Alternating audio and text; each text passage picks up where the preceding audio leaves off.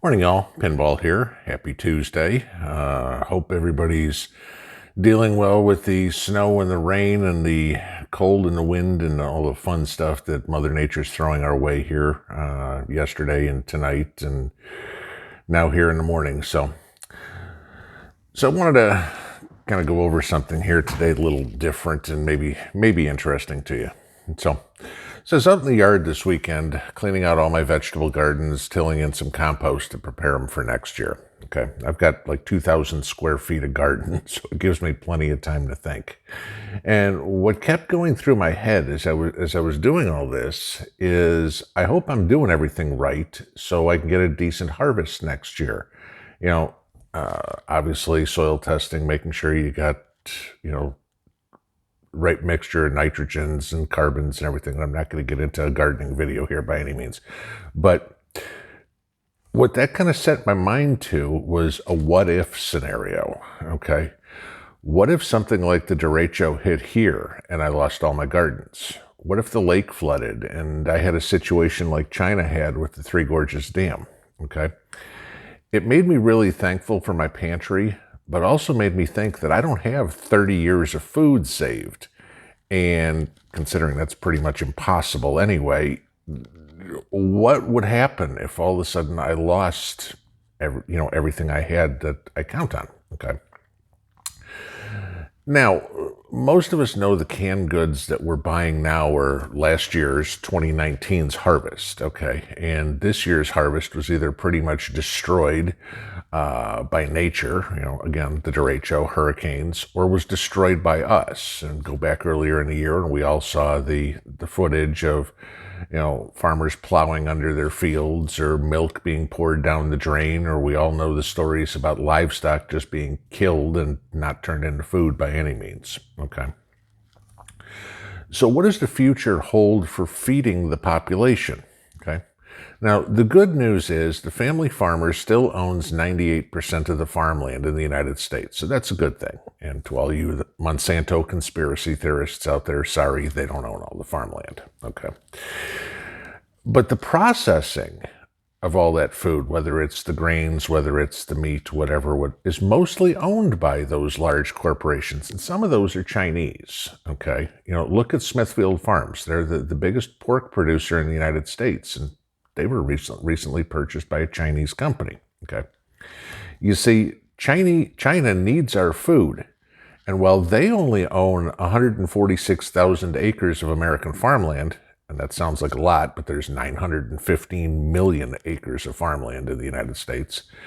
China's trying to get whatever they can from the U.S. mainland to feed their population. You see, China as a country looks huge, but only 11% of Chinese land can be farmed, okay? And there's 1.3 billion people in China, so they're 4.5 times the size of the United States, okay? So what is possible? Well, food scarcity is what could happen. And we're already kind of hearing, that there could be famines and food shortages and stuff like that. If foreign entities keep on buying U.S. farmland, and we keep selling it to them, okay, foolishly, eventually most of the food produced here isn't going to be ours, all right? What happens then? Well, when there isn't enough food to offer the consumer to buy whatever they want, the next step that's taken is rationing. And I want to give you a few examples, okay? 1982, Irkutsk, Russia, all right? It's a city in eastern Siberia. Rationing went into effect with a limit of 2.2 pounds of meat and 2/3 of a pound of butter per month per person, okay? Some people there reacted with outrage, plastering the wall of the regional party headquarters with hundreds of their red ration coupons. In Kazan, okay, a city of 1 million people 450 miles east of Moscow, with an industrial complex that produces their swing-wing bomber, known to us as the Backfire, okay? So, obviously this is to keep their military going, okay? Researchers found that rations were set at 1.5 pounds of meat and a similar quantity of sausage or other processed meats and 13 ounces of butter per person per month. Okay. So I know what you're all thinking right now. Well, that was the Soviet Union. True. So let me give you another example. In the United Kingdom, Great Britain, in the 1940s, rationing, or as they called it, a policy of fair shares, was introduced during World War II. Starting in 1939, each and every person was issued a ration book, including the royal family, okay, with a weekly entitlement that could be collected at a local grocery store. Rationing encompassed many commodities: butter, bacon, sugar, eggs, biscuits, canned meats, canned food, and cereal. Okay. Now, granted, this was going to the war effort. So, of course, now you're going to say that was during World War II. Okay. Currently, the government of India has had to double rations, rice or wheat, to all priority households. Go define are you a priority household? Okay. They raised it from 5 kilograms to 10 kilograms per person per month. Okay. However, this still falls short, as the rations are not to all households, like I said, but just to priority households. So again, who's the priority? Okay. Still in India.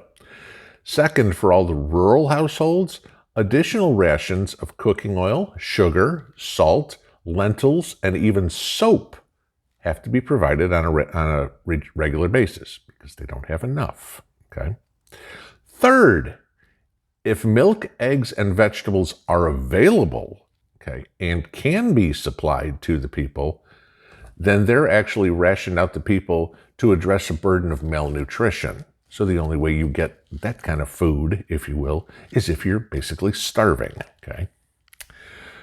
So now I know what's going through your head now. You say, sure, Pinball, but that's India, okay? You think this could never happen in the United States? How about this, okay? In 1942, during World War II again, all right, the United States rationed, get this list: typewriters, gasolines, bicycles, shoes, rubber footwear, silk, nylon, fuel oil, stoves, meat, lard, shortening, food oils, cheese, butter, margarine, processed foods to include canned, bottled, and frozen, dried fruits, canned milk, firewood, coal, jams, jellies, and fruit butter. Okay? Those were all rationed, and you had to have a ration card to get any of them. Okay? And I know, again, you're going to go, great, that's the United States, but this is World War II. We're not in a world war. Okay? So I'll give you this as an example. How about the oil crisis in 1973 and again in 1979? Anybody old enough to remember the odd-even rationing? You know, that was when the last digit on your license plate was odd. You got to get gas on an odd number day. Even numbers obviously on an even day. To give you how close this one hits to home, New Jersey and New York re-implemented this system back in 2012. Okay, that's 8 years ago, and there was gas rationing going on in the United States. Okay, here's another one for you. How about California this year? Okay, rolling blackouts. What are those? That's rationing of electricity, guys. Okay, yes, rationing can happen here. You don't think it can happen to you? All right, right now, today, Tuesday, the 27th of October, go to your local gun store and try to buy ammo. You're limited to 1 box.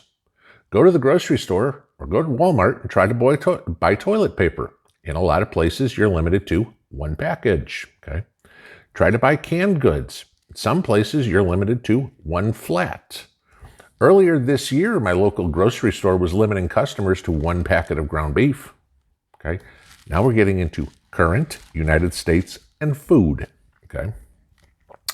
Imagine if we have to go back to the system like any of the ones I mentioned before. Okay. Where you're given ration coupons. There's an old Russian joke. Okay. Child asks his mother, he says, "Mama, where's Papa?" And she responds to the kid saying, "He's standing in line to get coupons so that he can get the food coupons."